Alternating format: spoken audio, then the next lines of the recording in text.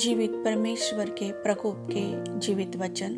ले व्यवस्था की पुस्तक अध्याय 10।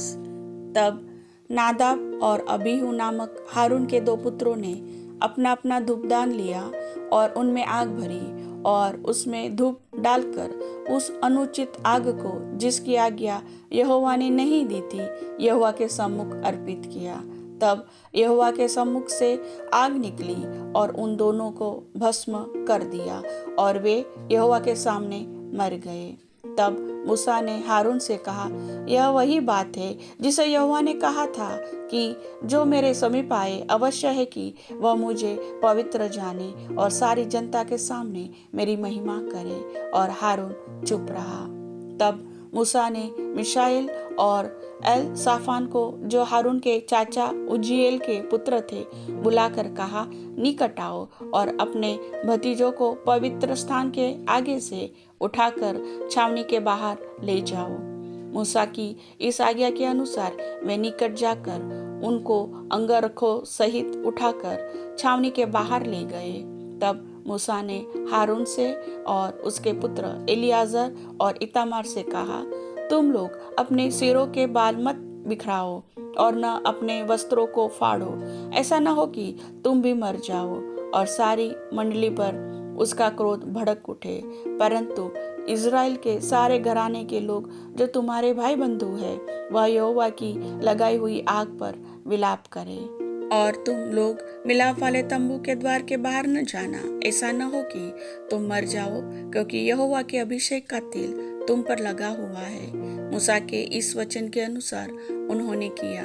फिर यहोवा ने हारून से कहा, जब जब तू या तेरे पुत्र मिलाप वाले तंबू में आए, तब तब तुम में से कोई न तो दाखमधु पिए हो न और किसी प्रकार का मद्य, कहीं ऐसा न हो कि तुम मर जाओ।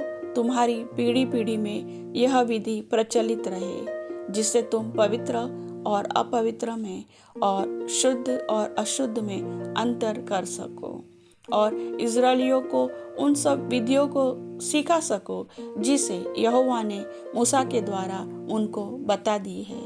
फिर मूसा ने हारून से और उसके बचे हुए दोनों पुत्र एलियाजर और इतामार से भी कहा, यहोवा के हव्य में से जो अन्न बलि बचा है उसे लेकर वेदी के पास बिना खमीर खाओ, क्योंकि वह परम पवित्र है, और तुम उसे किसी पवित्र स्थान में खाओ। वह यहोवा के हव्य में से तेरा और तेरे पुत्रों का हक है, क्योंकि मैंने ऐसी ही आज्ञा पाई है।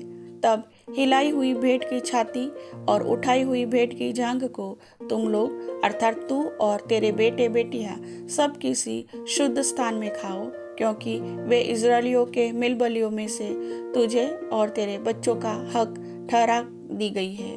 चर्बी के हव्यों समेत जो उठाई हुई जांघ और हिलाई हुई छाती यहोवा के सामने हिलाने के लिए आया करेगी, ये भाग यहोवा की आज्ञा के अनुसार सर्वदा की विधि की व्यवस्था से तेरे और तेरे बच्चों के लिए है। फिर मूसा ने पाप बलि के बकरे की खोजबीन की तो क्या पाया कि वह जलाया गया है। इसलिए एलियाजर और इतामार, जो हारून के पुत्र बचे थे, उनसे वह क्रोध में आकर कहने लगा, पाप बलि जो परम पवित्र है और जिसे यहोवा ने तुम्हें इसलिए दिया है कि तुम मंडली के अधर्म का भार अपने पर उठाकर उनके लिए यहोवा के सामने प्रायश्चित करो, तुमने उसका मांस पवित्र स्थान में क्यों नहीं खाया? देखो, उसका लहू पवित्र स्थान के भीतर तो लाया ही नहीं गया। निसंदेह उचित था कि तुम मेरी आज्ञा के अनुसार उसके मांस को पवित्र स्थान में खाते। इसका उत्तर हारून ने मूसा को इस प्रकार दिया, देख, आज ही उन्होंने अपने पाप बलि और होम बलि को यहोवा के सामने चढ़ाया, फिर मुझ पर ऐसी विपत्तियां आ पड़ी है। इसलिए यदि मैं आज पाप बलि का मांस खाता तो क्या यह बात यहोवा के सम्मुख भली होती? जब मूसा ने यह सुना तब उसे संतोष हुआ। प्रभु वचन के सुनने वाले सभी भाई बहनों को आशीष दे।